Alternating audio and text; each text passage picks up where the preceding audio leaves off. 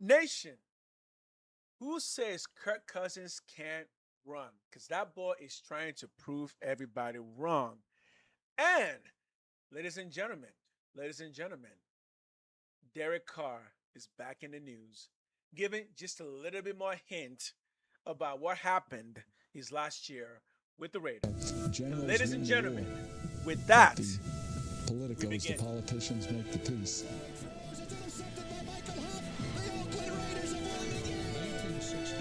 We have an environment here that when a player leaves here, we can shake hands and say, we won't forget you. You be proud that you wore the patch, you wore the silver and black, and that you played for the greatest organization in professional sports.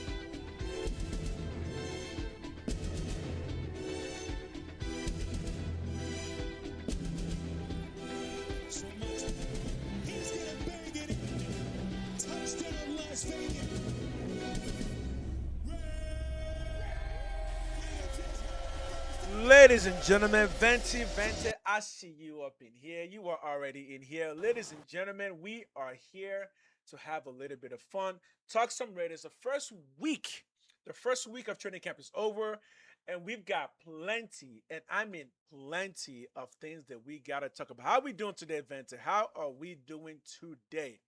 Um, first things first. First things first. You guys may know, this past week, this video, see if I can find it real quick, released about Kirk. Kirko Chains is getting absolutely flamed for how slow he boy is. He Kirko. looks like an 80-year-old grandpa out there. Now, he's not a mobile quarterback, of course, but it looks like he's running in sand. Tony Romo did his field tests more coherently. I give bro till week 5 until Golden Boy Mendoza takes his job. Sending Kirk to a retirement. Here's the thing. I do not. Yes, we're doing real good. Let me bring the camera back out. We're doing real good, man. We're doing real good. I know you've probably been watching us on the other channel. As the season gets closer and closer, I am gonna do more solo streams. Actually, I'm gonna do more solo streams than streaming with somebody else. It's just we've been trying to figure that one out for some time, and now we kind of got a good handle on it. So now you'll see me here more regularly.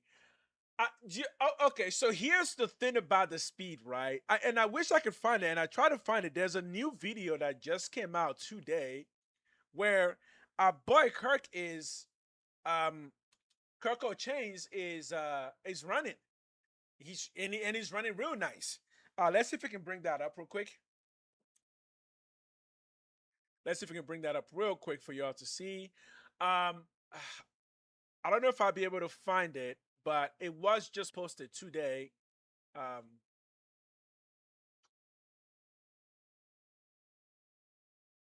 It was just posted today. So this is the video that was shown the other day, right? This is the one everyone's freaking out about. Oh, did you see this weird one? Yeah, we're not gonna look into. That's a weird. Okay, so this one came out today, right? After this is it. This is it. Okay, so this was just released today. That's Brent. Look at Kirko. He can still run, chat. Kirko can still run. You see it. Let's just see it again. He can still run. So I wonder if they did this just to like, I wonder if he did this just to like, quiet the naysayers. Because, them naysayers been saying a whole lot of things.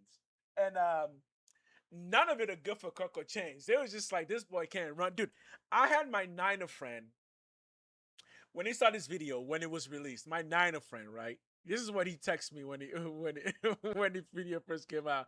He goes, "Yo, did you see the clip where QB Cousins is running sprints with the team? He looks awful slow." Let's just watch it again. He don't look slow now. He don't look slow now, right?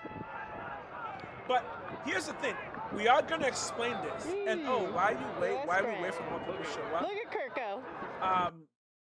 Our boy Derek Carr is in the news again, talking, revealing things that we will get to right after we talk about Kirk Chains and the fact that he's not slow. And this is what I was saying when that video first released. Like, wait, Kirk Cousins is a quarterback.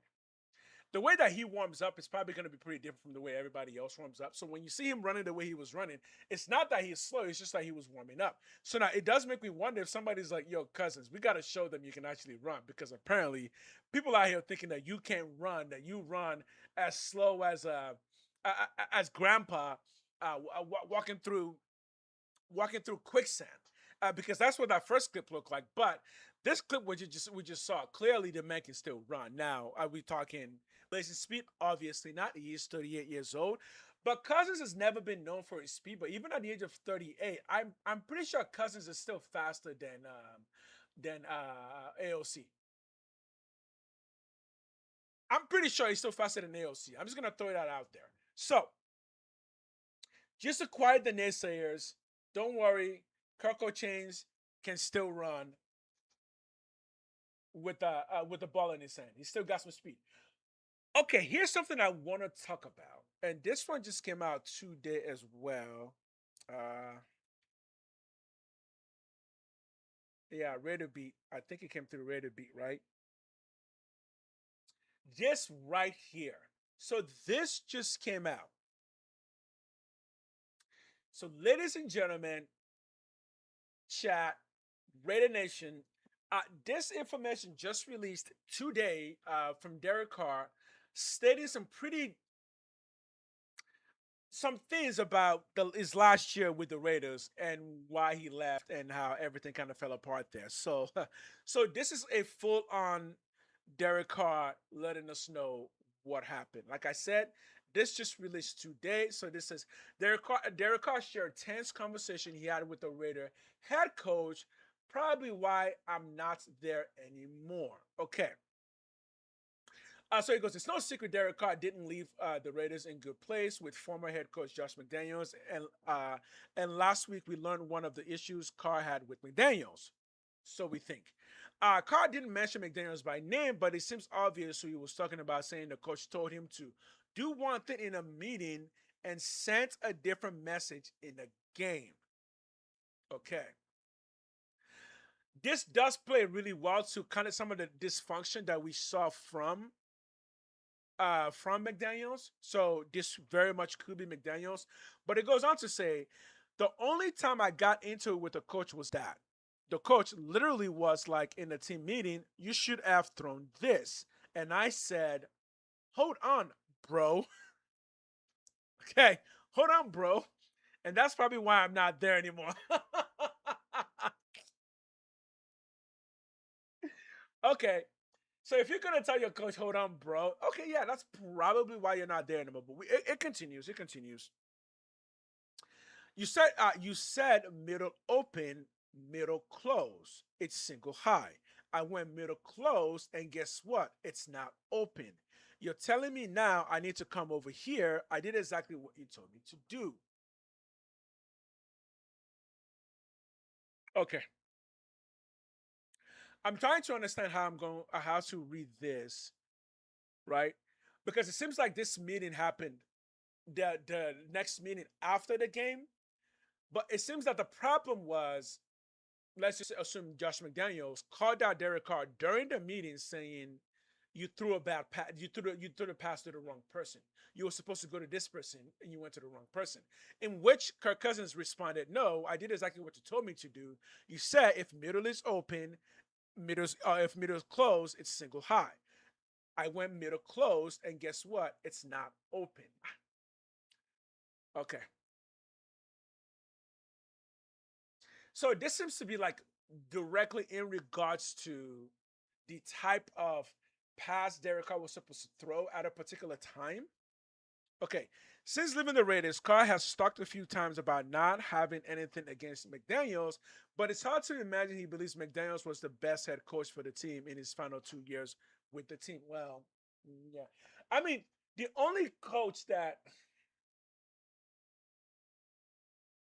only two coaches that we know for a fact that Derek Carr liked was John Gruden. He did like John Gruden, and he also liked Rich Bisaccia. We do know that, right? We know that.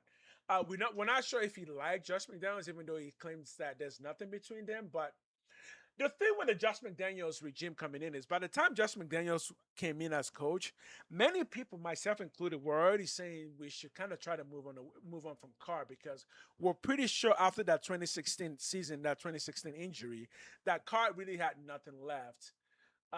And was showing signs of just not being able to progress to the next level, i.e., Carr was at the point where he wasn't going to be able to win us any significant games. And since that 2016 season, yeah, Carr didn't really. No, that's not true. That's not true, right? We went to the playoffs with Bisaccia. With Rich Bisaccia. We went to the playoffs with Rich.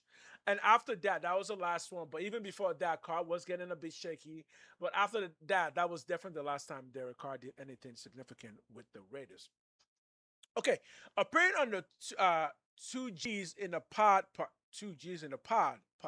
in 2024, Carr shared part of his last conversation with McDaniels as a member of the Raiders and disclosed the reason they gave. They gave benching him. The reason they gave for benching him at the end of that season. Okay, so we also know that Carr was benched at the end of that season. And I think I was one of the people who was actually saying that I was okay with Derek Carr getting benched, namely because, again, at that point, we kind of felt like we were already seeing what Carr was going to give us, and we needed to start finding a way to move on to find another option. But this is how that news was delivered to Derek Carr, and I'll let you be the judge if this is a good way to deliver that news or not. I'll let you be the judge. Okay. He said, I sat there with a pretty despondent face and said, I didn't think 9 years of work would end like this. And they both said, well, no, we don't want it to end. And I was like, no, I think we're past that. Okay. Okay. I told Josh McDaniels when I was there, I said, thank you. I appreciate it, guys. I think a lot of things. I think a lot of things, but thank goodness I can keep them in sometimes. In that moment, I didn't want to hurt any relationship. I didn't want to say anything stupid. You never know what the future could hold. Okay. So this seems like the situation where they were telling Derek Carr that he was going to be sat, and obviously he didn't like that. Again, how did they deliver the news to him? Okay, Carr said he looked at McDaniels and Ziegler. He asked McDaniels and Ziegler why he was being benched, and they said it was because they wanted to look at the other QBs on the roster. Okay. I was like, why? And they were like, honestly, we want to see what these two guys can do so we know what we have going into next year. And I said, hey, that's your decision, okay? Got it? I'm a grown man. I'm not going to sit here and try to talk to you out of a decision you want to make. Okay, so here's the thing, though. Here's where it gets tricky. Because, again, at this exact same point, many Raider fans, myself included, were already saying that, yeah, I think Derek Carr is kind of past his prime. Like it's kind of done for him. Let's start finding a future quarterback. Never mind the fact that many people, again myself included, although maybe not as much, thought that Josh McDaniels re-signing Derek Carr was actually probably one of the biggest mistakes they made that year. That when Josh McDaniels came in, there was a sense that, oh, this could be a good point to just kind of move away from Derek Carr and restart that entire engine. It didn't work. Not only that, but they actually went ahead and signed Devontae Adams, a move that I still think was probably their biggest mistake because they did give up a first and a second for that. And I honestly didn't think that. I thought that when a new coach comes in, the one thing you don't want to do is start giving up draft picks, and they did. So that was kind of a mistake in my eyes. But we continue. I have talked to Josh since then. I've texted him. They beat a team, and I texted him and he said, that's awesome. Congrats. He texted me right back when we had a big game. And so I try my best to make every relationship all right and cool no matter what the situation is. Asked if he had any feelings of vindication when McDaniels and Ziegler were fired, Derek Carr did not. I didn't need to say anything. Things played out the way they played out, and we only went 9-8. Yeah, we had a winning record, but we didn't make the playoffs. So at the end of the day, who am I to say anything? Okay. So this is kind of making a bit more sense because, yeah, that year there was technically a winning record, right? That was Josh McDaniels' first year kind of technically was kind of a winning record, right? Right? Josh McDaniels' first year was 9-8, so that was a winning record, but we didn't make it to the playoff. My heart eventually felt for Josh because I knew his kids and I knew his family. Of course, that's Derek Carr. Derek Carr would say things like that. My heart feels for them because I know their family and blah blah blah. I don't want it start to get released. That crap sucks. So I felt for Dave and I felt for Josh because one on one, when you're with them, you're not bad. They're not bad people. They're trying their best. They're doing their best to do what they think is right. And I got all that. Okay, it's a business, and I really didn't feel, and I didn't have the feeling of I told you so. That's interesting because I agree because I don't think they needed to be anyone needed to have a feeling of I told you so. Things did kind of just play out the way they played out, but the question is this a good way to kind of let Carr know that you're going to like move on from him? Because this essentially is them saying, well, even if we keep you, we're going to bring in competition. And I'm not sure that set well with Derek Carr. Because again, remember, at this point, Derek Carr had his best friend, Devontae Adams, whom he pitched very, very hard to come to Las Vegas, and that didn't work out. So at this point, I just get a very good feeling that it was the wrong way. Yeah, it was the wrong way. Yeah, I'm not going to fully be sold on it, but I do want to explore that if it was the wrong way. Because Derek Carr did say I was like, why? And they were like, honestly, we want to see what this You didn't guess it was a pat? Yeah. Okay. Hmm. I'm curious. So because I have heard that, and the idea there seems to be that Josh McDaniels was kind of just mostly interested in installing the New England way, and because of that, he kind of just wasn't paying attention to anything Raider related, and was not paying attention to somebody like Carr or anybody who was already there before. He just kind of tried to install his own system, and that was the end of it. Yeah, yeah, yeah. I think I understand that. I do. I think I understand that. And I don't actually think it was wrong of Josh McDaniels to try and do that. I just think he did it at the wrong timing because again, um Clint Kubiak is doing the same thing, right? Clint Kubiak is bringing in his own culture, right? Every coach is expected to bring in their own culture, right? Yeah. And again, that was it, right? Like he got mad at his own staff. Now I don't know that reporting. I don't know when that one came out. I I've had the feeling for a long time that a lot of people say a lot of things in that situation that a lot of it just we can't really confirm. But I do know that the relationship clearly wasn't in a good place. But I still feel like the weird thing here is we all not not all, but a lot of us knew and a lot of us thought that Derek Carr's time in Vegas was coming to an end. Yeah. Now, when I have to tell you, Vincent, whenever the word AP shows up, I don't listen to a word AP says. I do not trust that man at all. I would not trust AP with my cat. I don't even own a cat. Um, so yeah. So if that, I know the story you're talking about. I know the story you're talking about, and honestly, I don't trust AP enough that I would have done the same thing. I don't trust AP. I do not trust Antonio Pierce at all.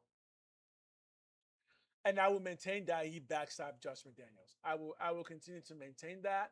And I also there was also the report that he was dealing with some bankruptcy type of issues at that time.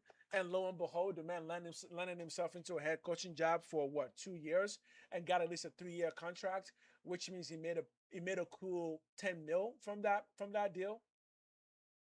I, I've said it before. I don't trust so I don't trust Antonio Pierce, and I don't think I ever will.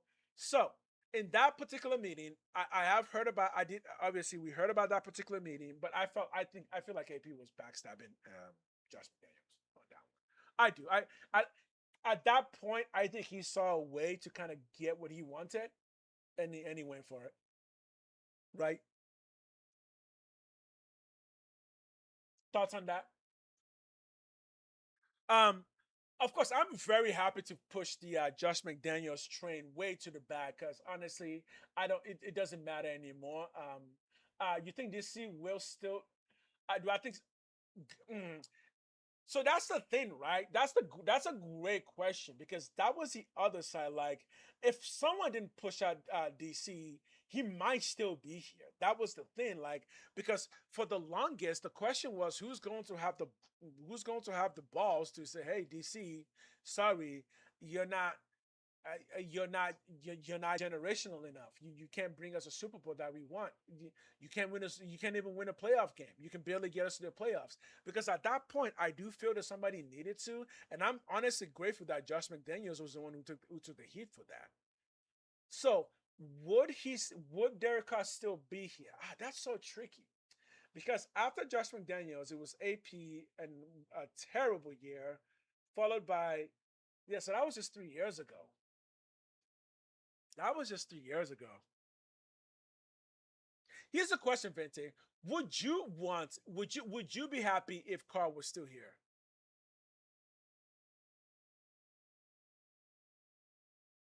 So that's the question. Would you still be happy? Would you be happy if he was if Derek Carr was still here? Because given that the 2 years after Derek Carr were abysmal, I guess.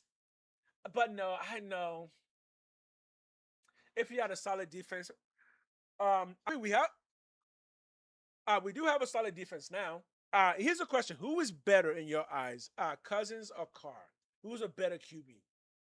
Because I would say right now, who's a better QB? I would say Cousins is a better QB right now. Right? That's what I would say. So the question is, would Derek Carr still be? I guess if Derek Carr was still here, then we would. Yeah, Cousins right now. But if Derek Carr were still here, that would mean that we don't have Mendoza, right? Because I think Derek Carr would have won more games than Geno Smith. That makes sense. So I'm glad that Carr is not here because if Carr were here, it would mean something completely different for the team. So I'm glad he's not here. Yeah, I think that's the best way I can put it. Right. Uh, but moving back to training camp, we can't just throw training camp under the bus quite yet. Even though we're gonna talk training camp now, but let's be fair, let's be honest. We are only talking week one, no pads. So this is just people running.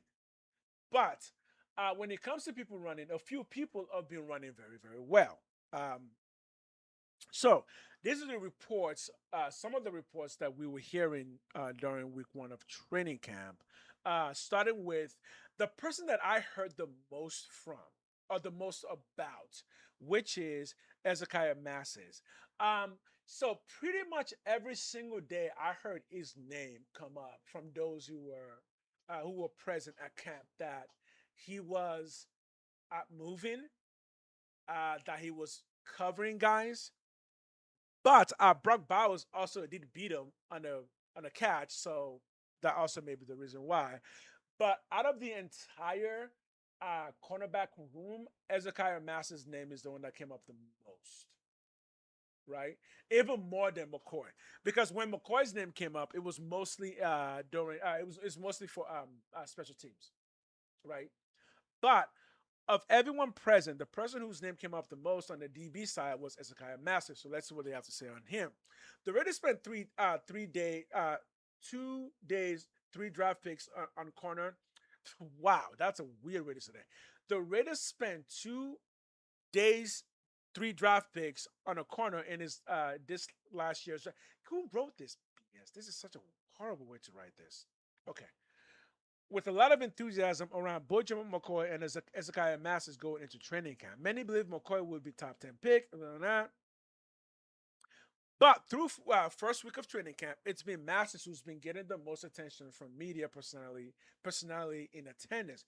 Reddit Nation JT the Brick said this week that Masters looked store bought and ready to go. Store bought and ready to go. Okay, cool. Comes in a nice little package. Reddit Nation Radio just said this week, Star bought and ready to go Friday. Sports Illustrated, Hunter Carpenter dropped interest in Lionel's second year. They reported that said a lot about how Masters has been performing at camp. So what did he say? I was impressed with Darren Porter today. He has not stood out to me this camp. He has not performed poorly. I want to make that clear because you all know I'm a big Darren Porter fan, as I am, but I believe in this kid. I do believe in this kid. Okay. I think not from the defense coaches, but specifically from the interference with the head coach. Like, what is this? Can we write correctly? He was in the right spot, right time. He accelerated. Okay, let's move on.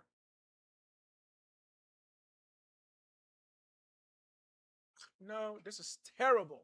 Terrible. Okay, this is not what I thought it would be. This one sucks. Let's push that away. But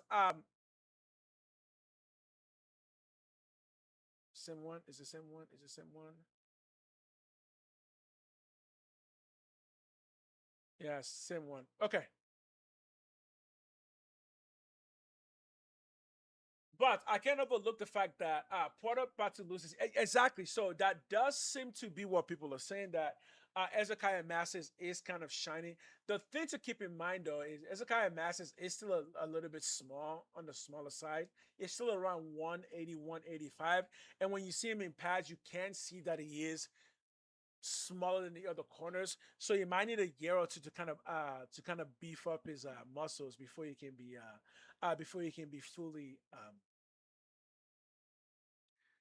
fully ready to go, right?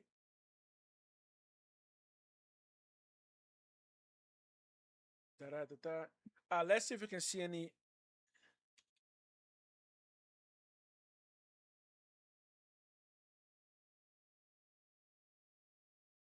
Let's see if we can see anything on him on training camp.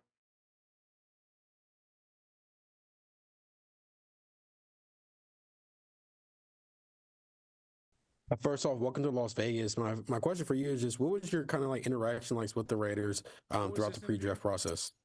The interaction, it was smooth. You know, we had a couple of Zooms, talked with the cornerback coach, man. We just had a couple interactions. They went good. A little bit more. Sorry, Sam, go ahead. Hey. Nope. That interview sucks. Let's look at training camp.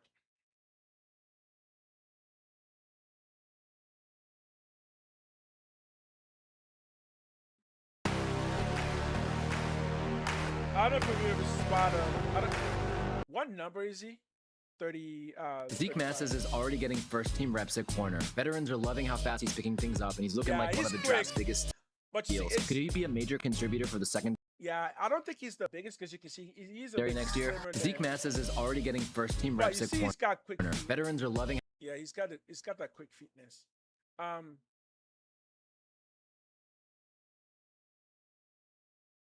trying to see if I can see if we can get one that's a bit more.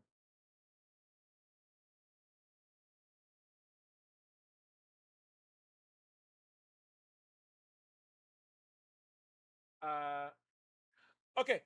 No major. I won't be able to pull up anything on that. But the point is that he's one of the people that people are looking at camp, saying that yep, he's popping off. A couple of other people that we've heard from camp that are popping off. Again, keeping in mind that we really are just talking about the first week of camp, so we're not really talking about anything major here. And I don't. What the Vetsy, do you know when pads go on? I think pads go on maybe later this week. We don't have a game this coming week, but we do have a first preseason game. Is going to be not this coming week, but the next week, right? So a few people that I heard a lot from at camp that actually, let's see if the Raider has anything.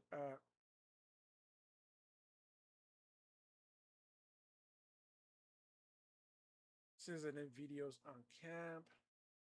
Welcome in, everybody. It is day 1 of Raiders training camp practices. Yeah, you know, team first approach is the number one thing that we're going to talk about. You know, removing the word I from our verbiage as much as possible and thinking about the team, how we can make the team better. You know, we had our summer break and now it's time to get to work. I think every day we go out there, we all try to work together, raise the standard every day for one another. So this is a recap, right? It's just really important that come game 1 that our players are doing what they do best on game day.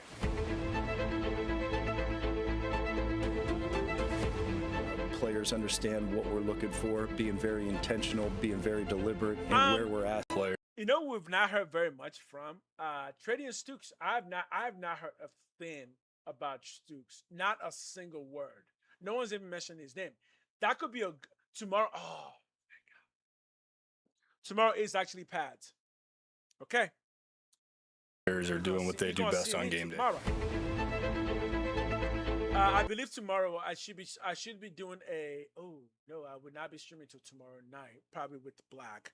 I don't think I'll be doing a solo stream tomorrow. Players understand what we're looking for, being very intentional, being very deliberate, and where we're asking to get better in each guy.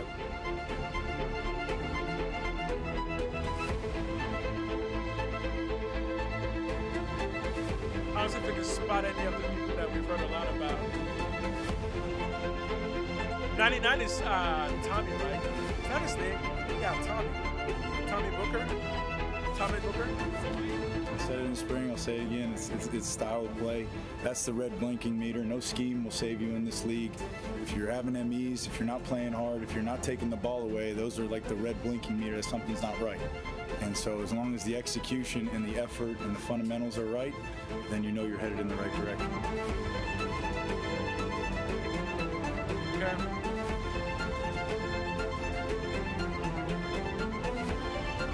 Nice.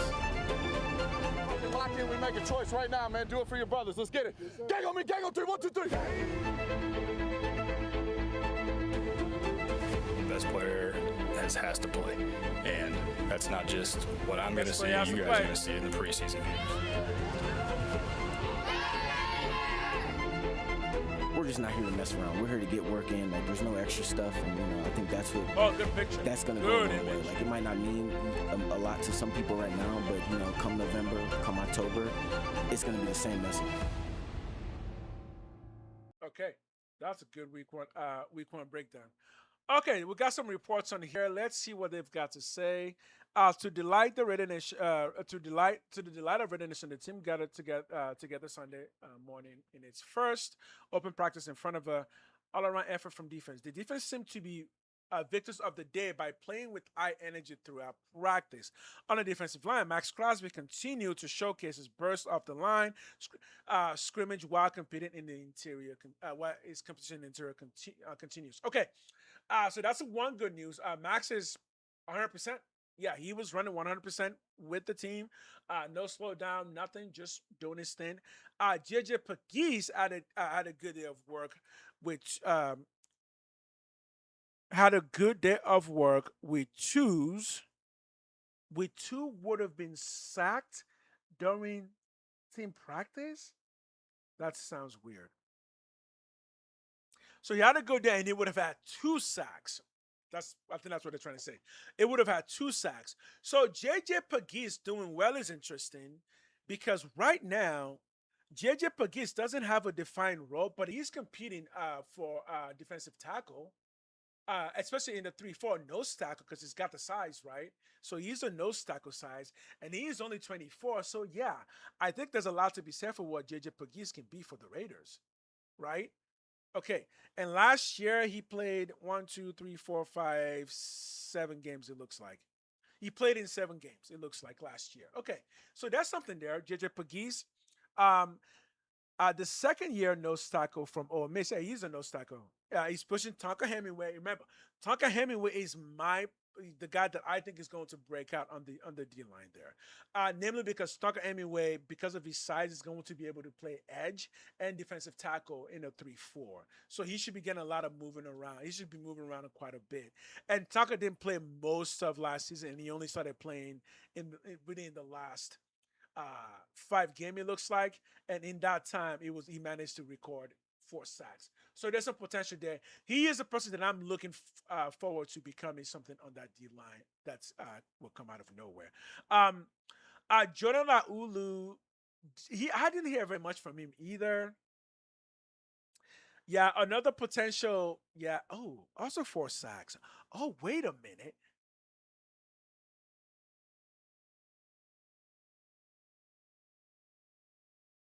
Laulu was on our team last year, right? Was he not? He was on our team last year. And he got 4 sacks. When did he get them? Oh. He actually got 3 sacks in the first 2 games. That's not bad. Okay. At 289, yeah, that's tackle.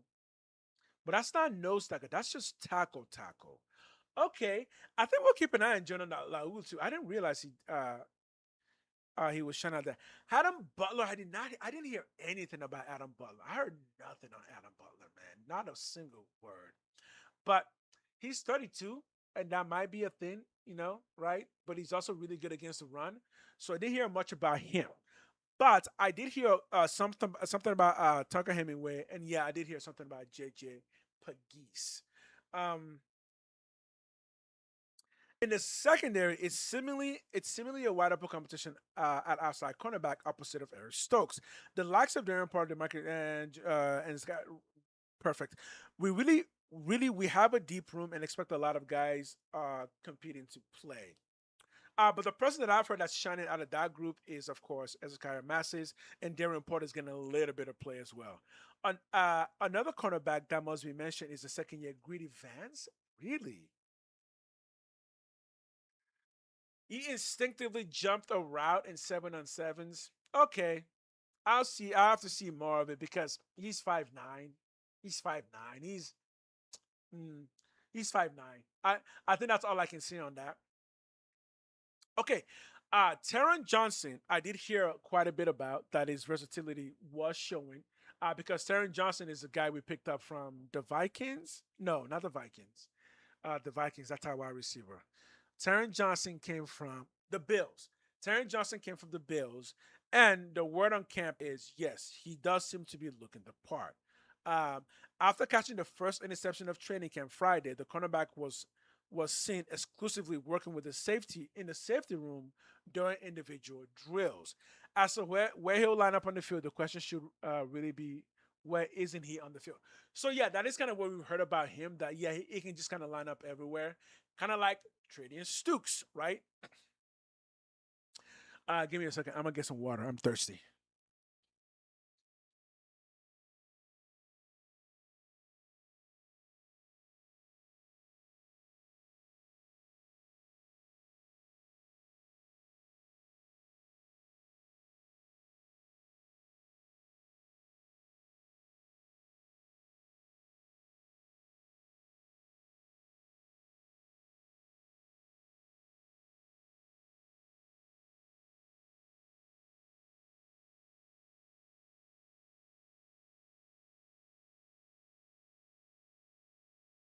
All right, we'll go a bit long here before we call it. I briefly touched on the versatility, but it's becoming more evident as the team prepares for padded practice. He's embracing the star role. Oh, that's good. A multifaceted role that functions as a nickel cornerback, single high, deep safety, or even linebacker, depending on the sub package. Is that what we're calling that now? The star role? That's the star role. Okay. Perfect. So for guys like Taron Johnson, I guess we're calling them the star role, which is guys who can move all over the field. They can play corner, they can play nickel, dime, linebacker. Pretty much sub packages, you can just kind of leave them out there because no matter what, they'll be able to do it. The hardest job for them to do in that particular situation is to tackle running backs, right? Because it's going to be a bit smaller. So being able to shed linemen will be their hardest job. But if they're big enough and they have just enough strength, they can create some disruption there. So it does look like Tyrion Johnson is becoming exactly what we put them up for during free agency. Defensive coordinator Rob Leonard has been open about this, his desire to field a multiple defense, and Johnson is a perfect example of trying to bring that to life. And yes, Vente and anyone else who's still watching, yeah, we've been saying this for some time, right? That the goal for the Raiders is going to be putting up a multi-defensive system, right? And I think it's going to be a system primarily in the sub package. Primarily, we're going to be in sub packages. Nickels, dimes. He played a little bit of safety in his career, not much. So getting him more comfortable as possible, getting him as comfortable as possible with that, and just to allow his facilities to show because he has all the mechanics. Here's the question: will he start? Could he possibly start over Tradian Stukes as a free safety? Because up till now, because Tradian Stukes was a second round pick, I've been listening to Tradian Stukes as pretty much a starting safety. Like if I did my projected starting lineup right now, Tradian Stukes is still safety for me, right? Right? Okay. Now let's talk some offense. Ooh, actually, let's listen to this real quick. How's his development going? What sort of progress are you seeing from Fernando? I've been really pleased with him. You know, just a really solid work ethic. You know, good young man that's got the right head on his shoulders, and it's a game that has a lot of adversity. So people that have a level head and can just come back the next day, you know, tend to have success. So he's early in the process. He's getting a lot thrown at him, but I would say his work ethic has been impressive. Okay. Okay. Well, view replies.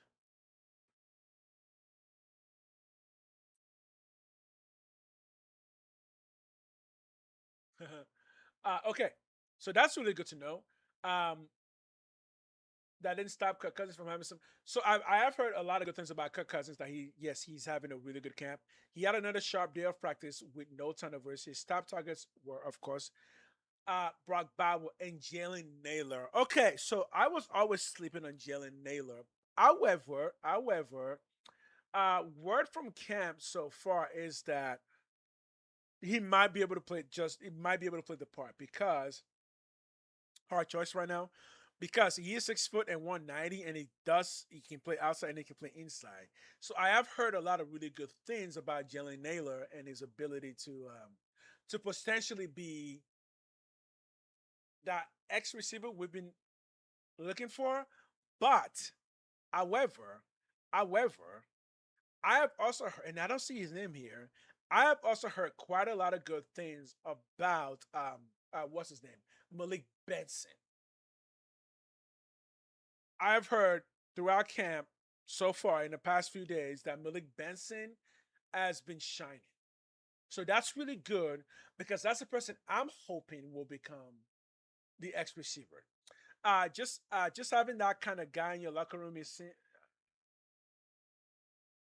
This is talking about AJ. No Cano.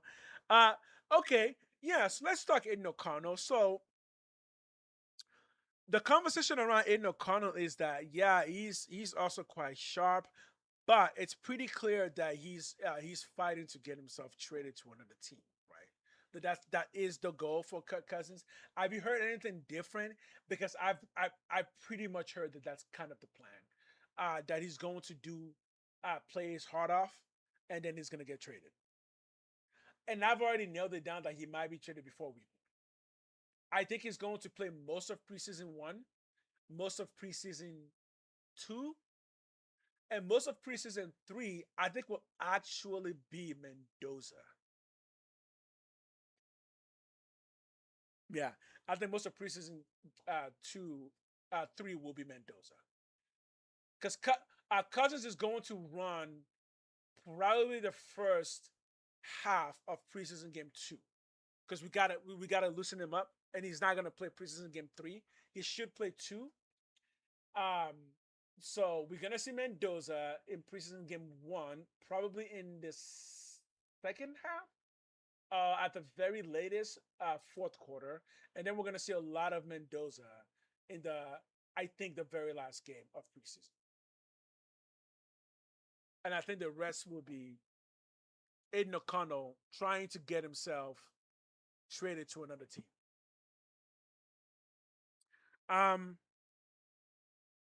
EJ Manuel. Okay. Is this the guy who came from No, it's not. Is this the guy who came from Indiana? Is it him?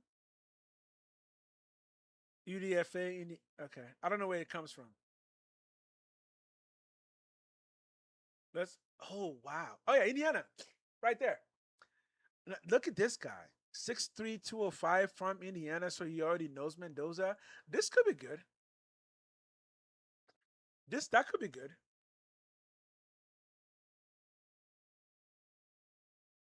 Okay. Potential there.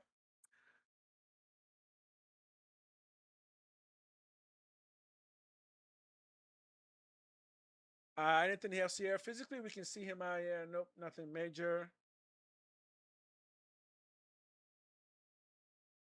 Okay. Nothing else there for me. And I can't really think of anything else to say, so we're gonna be signing off. Quiddy Pay is back from injury, so nothing major there. And I'm not hearing JPJ's name. I'm just not hearing his name at all. I don't know if that's a bad thing or if that's a good thing, but I'm not hearing his name. Right? Yeah. I think that's it. I'm gonna go hang out with my wife now. That's gonna be it for this stream. As I said before, you're gonna be seeing me a lot. Sometimes multiple times a day, maybe twice a day. There is no other stream tonight. This is the only stream today. But tomorrow, yeah, we'll get back at it with another stream. And yeah, ladies and gentlemen, Venta, if you're still here, we'll talk to you later. See you again soon. Anybody else who's watching, hit the like, hit the subscribe. I know we don't have a ton of people right now, but we're gonna keep working, we're gonna keep grinding, and we're gonna keep growing. And hopefully, people are gonna start seeing what we are trying to do here for Raider Nation, which I do promise is different from what other people have been trying to do, and what other people have been trying to do has been good. But I just want to bring a little bit something a little different to Raider Nation. So hit the like, hit the subscribe, and have a wonderful, wonderful day.